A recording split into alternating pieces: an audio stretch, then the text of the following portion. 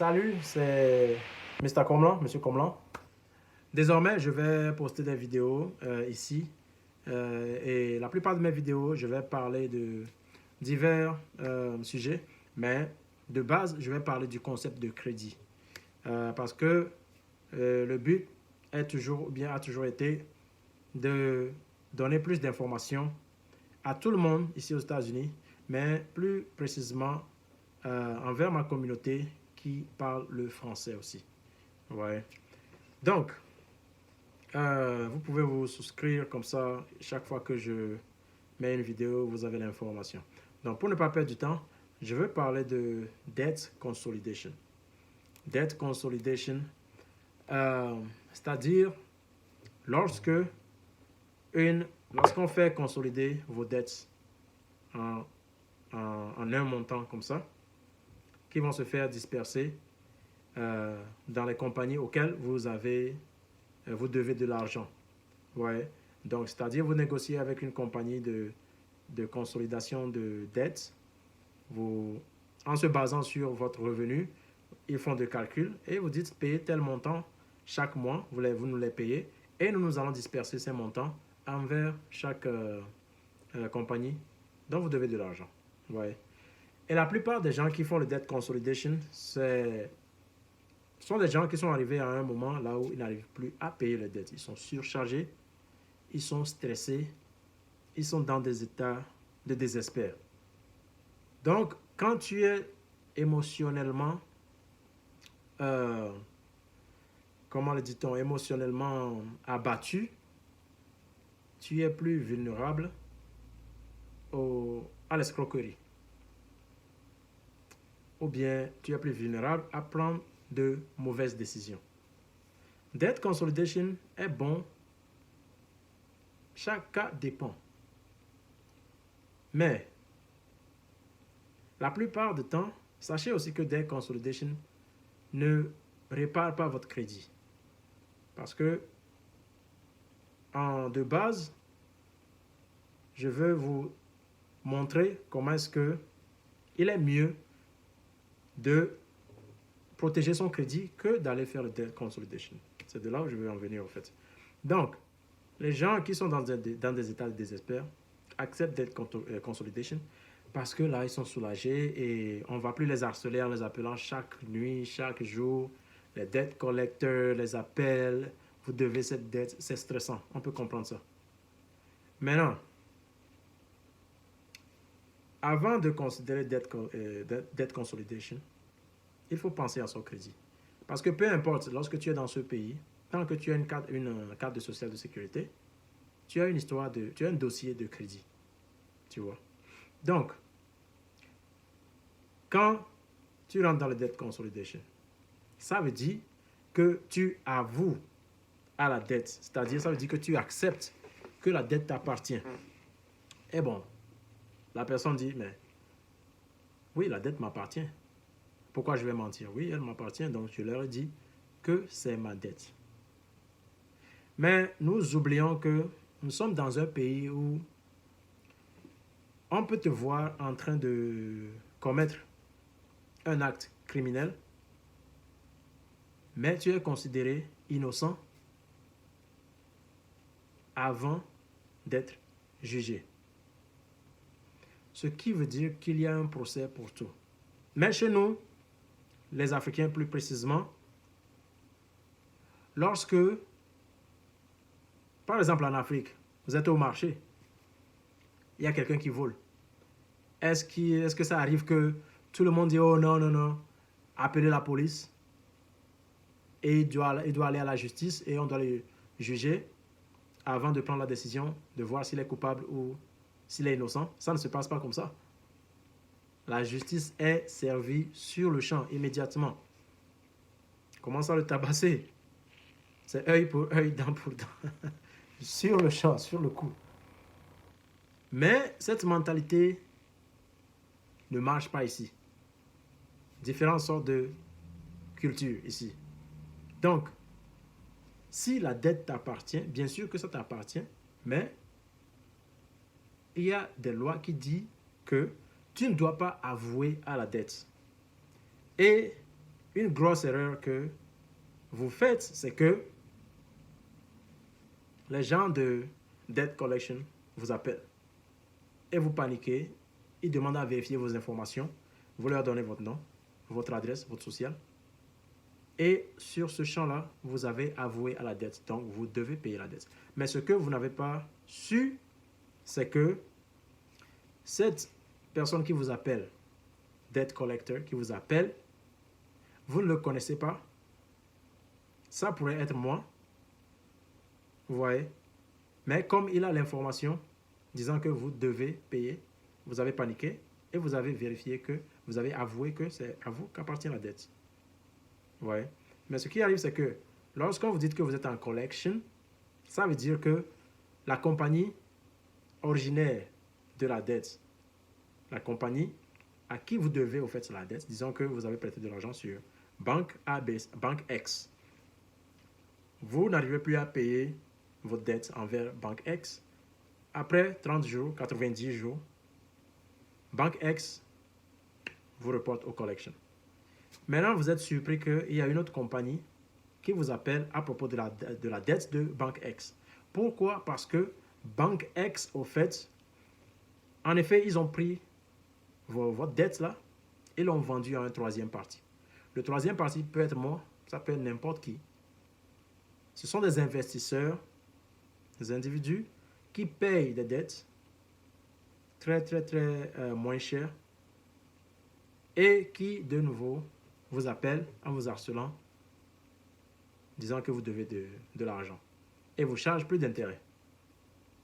Maintenant, ils vous appellent alors que vous ne vous êtes pas mis en accord avec ce troisième parti, mais vous acceptez de payer la dette.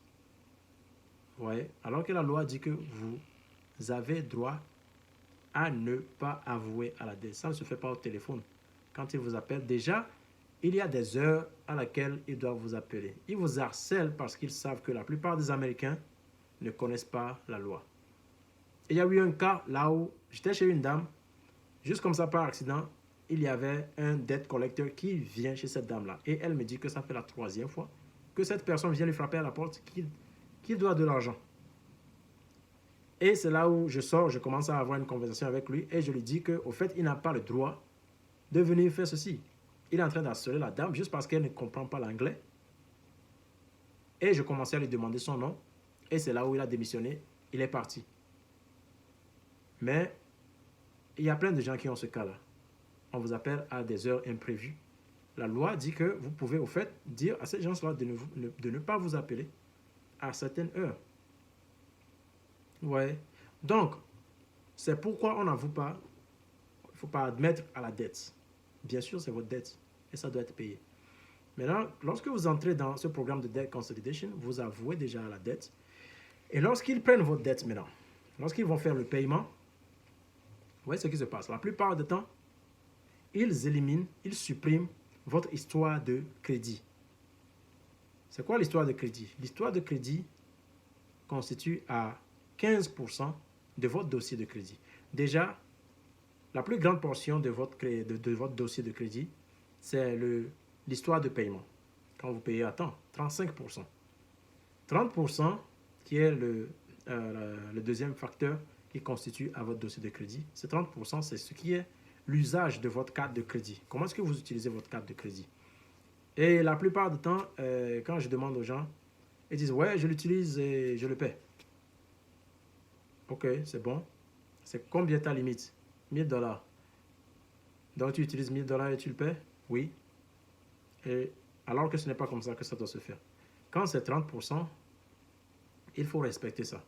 30% veut dire qu'il faut rester en dessous de 30%. C'est pas parce que on nous remet 1000$ de limite de carte de crédit qu'on doit partir dépenser 1000$. Donc, lorsqu'on te remet une carte de crédit, il faut diviser en 3 et rester en dessous cette limite-là. Donc, si on me donne 1000$, je ne dois pas dépenser plus de 300$ chaque fois que je fais des dépenses. Et je dois le payer à temps. Et les gens disent, ah. Mais, une fois que tu ne fais que dépasser 30% 50%, 60%, ou bien tu vas jusqu'à la limite et tu le paies, non seulement ça recule la progression de ton crédit, en même temps, ça peut faire chuter ton crédit entre 50 et 100 points. Donc, imagine, tu es à 700 et tu continues. Déjà, bon, tu ne peux pas arriver à 700 si tu as cette habitude. Mais tu es là, tu le fais pour 3, 4 mois, ça chute 50 points. Tu reviens dans les 400, bien 500, quelque chose. Et ce serait difficile pour toi de remonter encore. Donc, l'histoire de crédit constitue à 15%. Et quand on efface ton histoire de crédit, lorsque tu vas à la banque ne voit plus que tu avais des cartes de crédit. Alors que la carte de crédit, la durée que tu l'as eu avec cette compagnie-là, ça compte. C'est ça l'histoire. Ça montre au prochain banquier que vous êtes discipliné, vous avez toujours payé à temps et vous êtes avec cette compagnie, ça fait longtemps. Donc ça développe un sens de confiance entre toi et le banquier qui va vous prêter de l'argent. Mais une fois effacé, ce que la plupart des programmes de debt consolidation font, une fois effacé, ça fait descendre ton crédit aussi. Ça impacte négativement ton crédit. Donc, il ne faut jamais l'effacer. La fois passée, j'ai parlé à une dame qui voulait effacer 24 ans de son histoire de crédit parce qu'elle ne l'utilise plus. Elle dit qu'elle va appeler la compagnie et effacer le compte. Et le conseil que je lui ai donné, c'est que même si tu n'utilises pas cette carte, utilise-la une fois dans le mois. Il faut payer gaz, c'est pas 30 dollars et tu repaies. Parce que l'histoire est très importante. Plus l'histoire elle est longue, plus ton dossier est solide. Tu vois. Et après, 10% est constitué aux différentes sortes de prêts que tu as. Revolving credit. Revolving veut dire les cartes de crédit. Vous faites le paiement chaque 30 jours. Ou bien installment. Installment veut dire paiement de véhicule, par exemple, ou bien de maison. Vous les payez chaque mois. Donc, quand on efface cette histoire de crédit, ça chute. Et vous êtes là, en moyenne, la plupart des gens sont dans les debt consolidation en moyenne 3 à 7 ans. Imagine, tu paies cette dette-là en moyenne 3 à 7 ans avec des intérêts déjà. Et ton crédit est toujours mauvais. Et ça prend du temps pour construire le crédit. Donc, imagine, tu es dedans pour 5 ans qui passent avec toute cette somme-là que tu as payée. Et maintenant, il faut commencer à construire encore ton crédit. Ce serait difficile. Ce serait difficile. Et la plupart des gens ne comprennent pas ça. Donc, ce qui est suggéré, c'est qu'avant de rentrer dans ce programme de debt consolidation, il faut faire très attention. Il faut voir là où tu en es avec ton crédit. Ouais. La plupart des gens font de l'argent parce que les gens ne sont pas bien informés. Et dans notre communauté, ça nous touche beaucoup parce que je prends des appels et c'est toujours la même chose. Ouais. Donc, c'est ce que je voulais partager avec vous. Si vous avez des questions, vous les laissez dans les commentaires. Et à la prochaine vidéo. C'est comme là. Bonne nuit.